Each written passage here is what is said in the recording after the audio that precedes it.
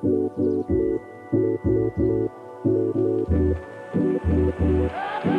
everyone, welcome to another Sabbath vlog. This time we are celebrating Litha. Litha is the summer solstice, so it's the longest day of the year.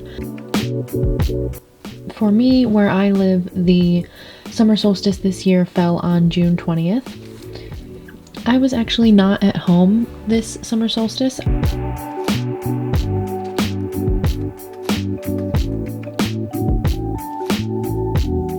My sister and I, with a couple of our friends, got out of Los Angeles for the weekend and celebrated the first day of summer at an Airbnb. We took a safe coronavirus vacation where we talked to no one and went nowhere. The first thing that I did for Litha was my sister and I went out into the backyard and we did a prayer for Litha. I chose a prayer that was all about honoring the sun. The sun is high above us, shining down upon the land and sea, making things grow and bloom. Great and powerful sun, we honor you this day, and thank you for your gifts. Ra, you are known by many names. You are the light over the crops, the heat that warms the earth, the hope that springs eternal, the bringer of life. We welcome you and we honor you this day, celebrating your light as we begin our journey once more into the darkness. High five! Go God! That's very pagan. It's an ancient technique where you go God! That's so weird. No! What are you doing with me?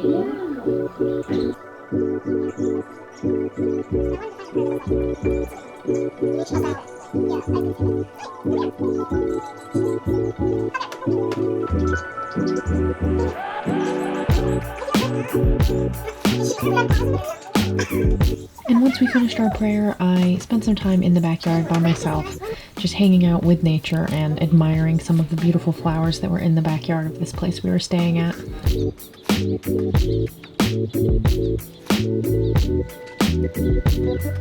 And then my sister and I made breakfast for everybody. Once we had finished our breakfast, it was time to go outside and spend the whole day at the pool.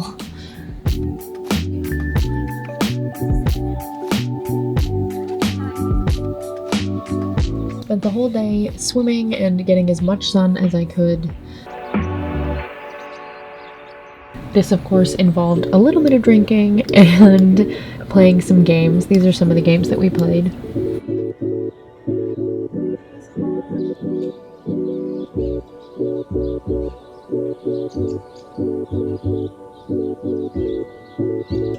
Come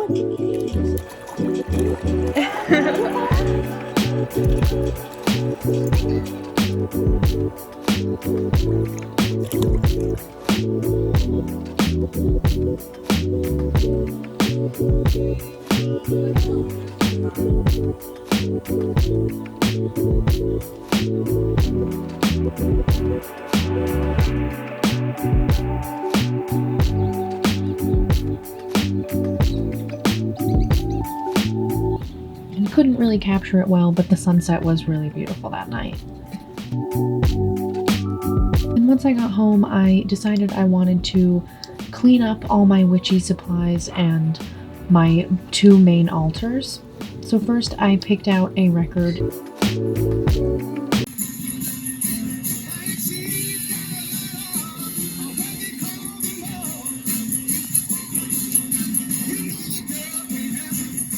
First I organized all my candles, all my herbs, my incense, my crystals, all my tools. These are my two main altars that I'm setting out to clean.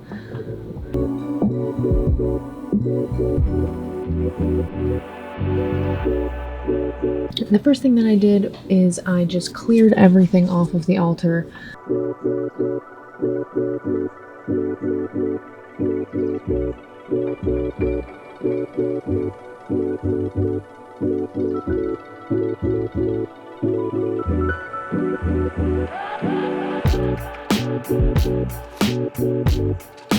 Giles came to supervise. He loves the altar. He sleeps under it most of the time. So as soon as I started cleaning, he joined me.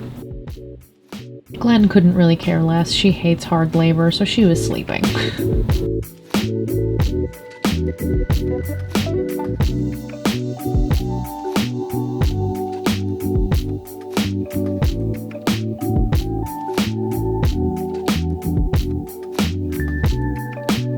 And then I took the altar cloth on the table outside and shook it clean.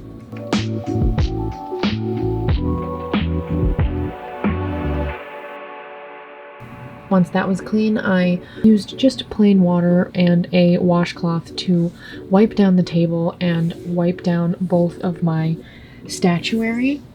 This is a shamanic technique of cleansing.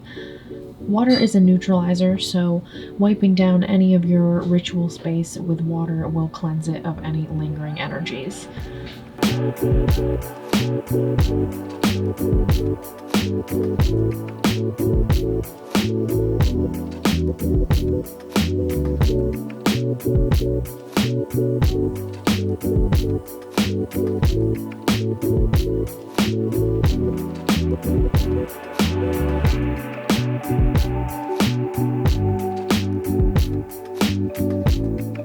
Once I'd done this, I started placing everything back on the altar and figuring out how I wanted it to look now that I was trying to change things up a bit.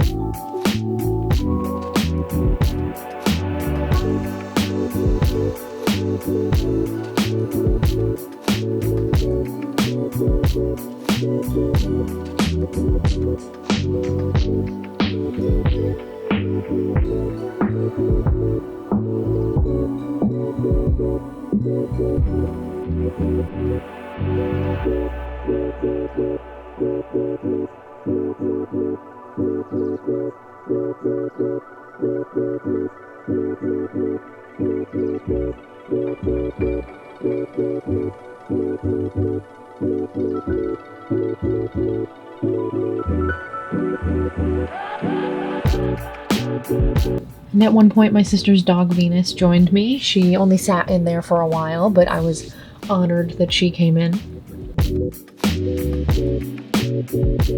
And this is the finished result.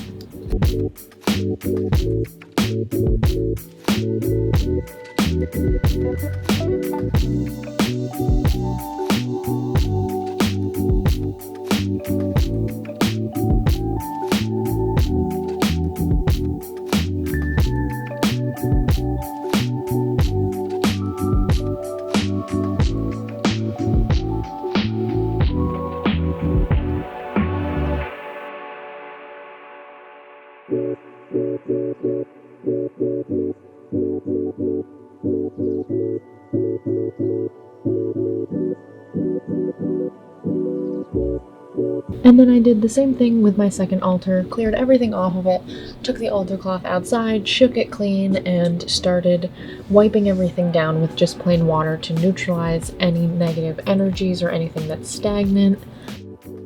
Wiped off my statuary with the water also, and then started putting everything back on the altar.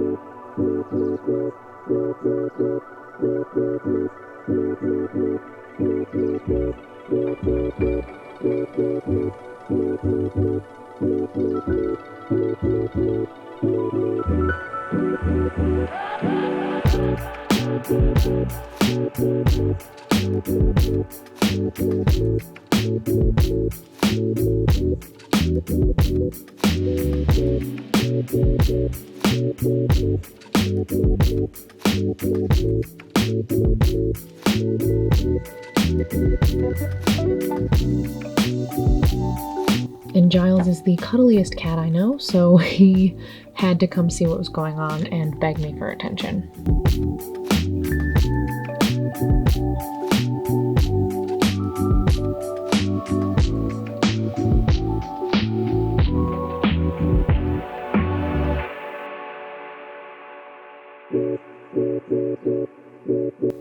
And this is the finished result.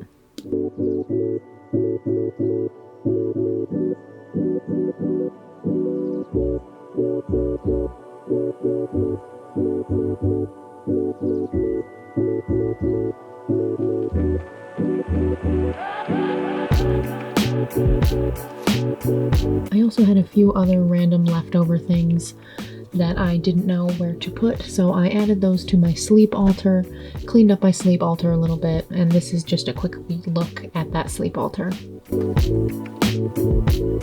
Thank you all so much for watching, and I'll see you next week.